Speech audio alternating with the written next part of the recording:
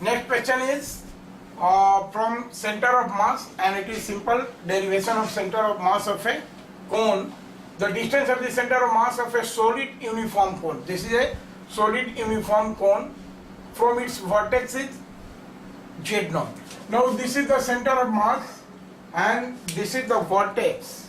This is the vertex of the cone. So from here it is given that the distance is Z0, right? The distance is Z0. Vertex से center of mass की distance Z0 है. If the radius of base is R and its height is h, the Z0 is equal to, what is the value of Z0? देखिए यहाँ से Z0 की value कितनी होगी. Now हम जानते हैं, अब अगर आप solid cone का derivation करेंगे तो आप जानते हैं कि the center of mass of a solid cone is located at a distance h by 4. This point is distance h by 4 from the base, right? And it is independent of radius. So this distance is h by 4 and this is h by 4. So what will be, यहाँ पर पूछा गया है Z0, what will be value of Z0? This Z0 will be equal to how much? H minus h by 4.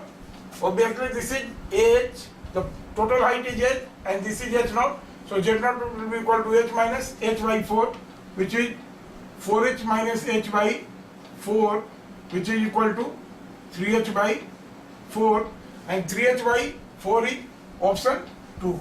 So correct option is option 2, right?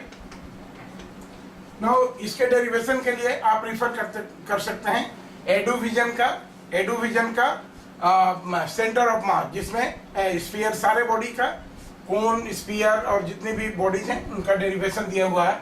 And this is a simple process. हम क्या करते हैं कि derivation लेने के लिए एक यहाँ पर हम एलिमेंट्री रिंग एज्यूम करेंगे. डेरिवेशन का मैं मेथड बताता हूँ आपको.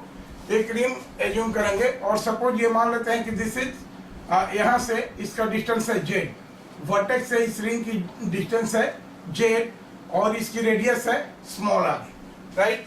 Small r is radius of this elementary part.